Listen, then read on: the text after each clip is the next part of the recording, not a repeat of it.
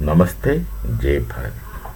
Should you take an epistemological standpoint and should you look things subtly and should you take things subtly and look at any society, one can read that every society is also a knowledge society.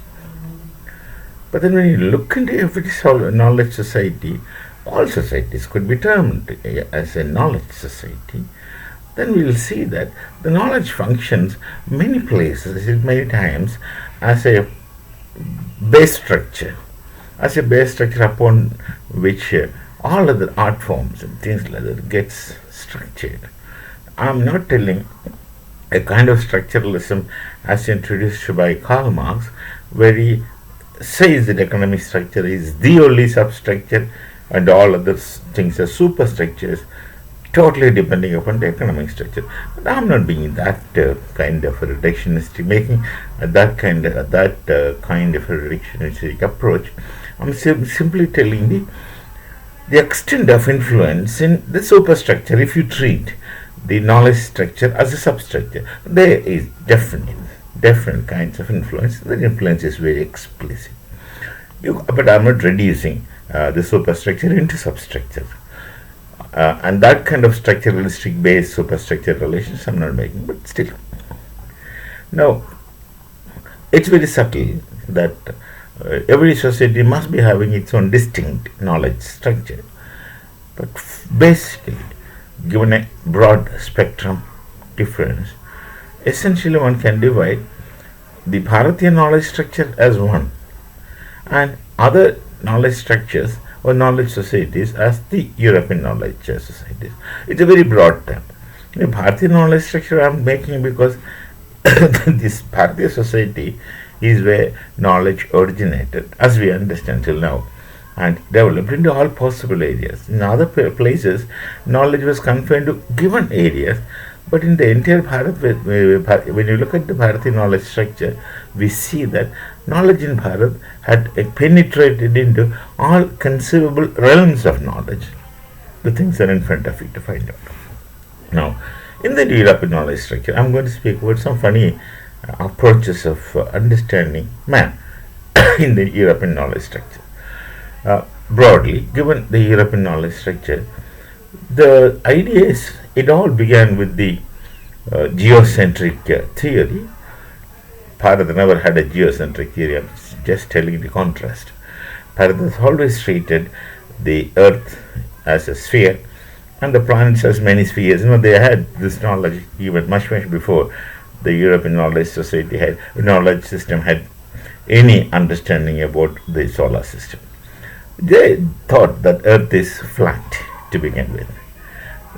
They believed in they believed that geocentric theory is that the Earth is in the middle, in the center, and all our celestial bodies.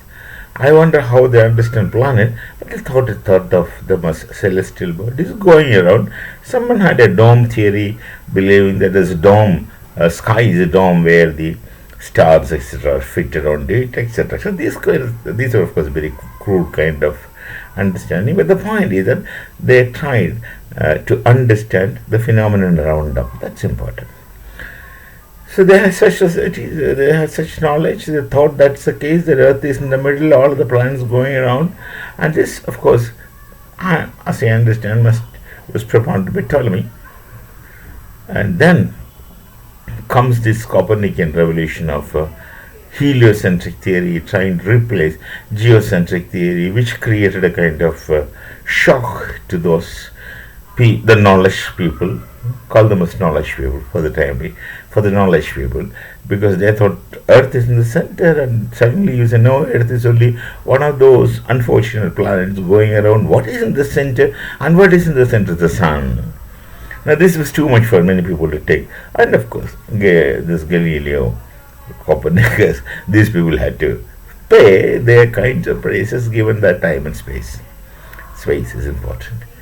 Now, they had their kind of theory, the theory of creation. Most of them had believed in the theory of creation and thought that God created man with all kinds of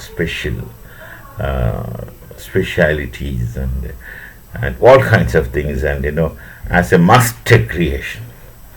As a master creation. They thought that uh, to the extent that God created man in his own image and all kinds of things, this got messed up with their kinds of religious beliefs and all kinds of things were there.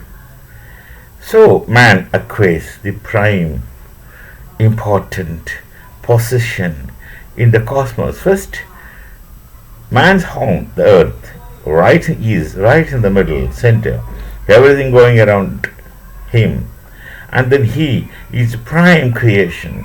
All of the creations are supposed to be subservient to them. There's also theological sanction to it in different manner, that all these things I created for you to enjoy, so you go and multiply.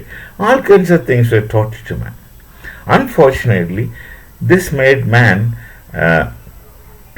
this filled man with very, very many spurious understandings about himself. He thought he's superior, he's wonderful, he's great.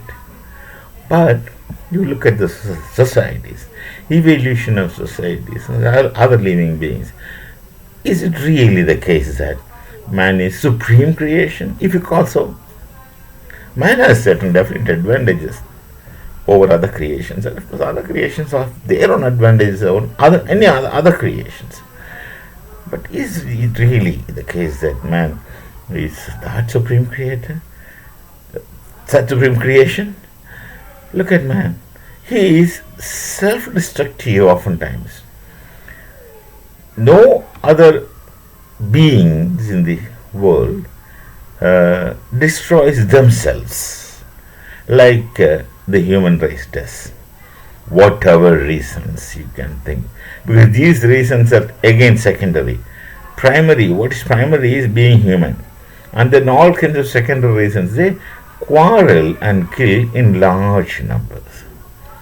They ask for it because they multiplied.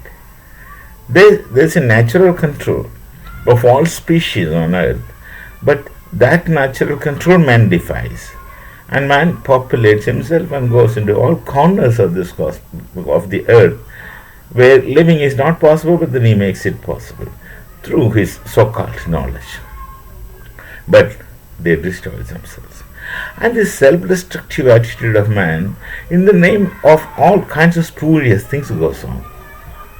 Which goes on and shall go on in tomorrow also. I don't ever think that this self-destructing attitude of human will ever come to an end. It's not possible.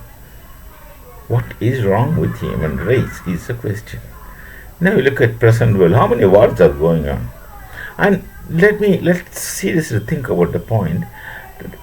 Was there any time in the history of man that there was no war at all for a given good time? Was there any period in our history that there was no war? Or is it the case that there's always a war going on, at least one or two wars going on in the man's world always? If this gets over, another thing starts. Now, through time, we find some warmongering groups evolved. Some people, they want to fight, and of course they destroy themselves.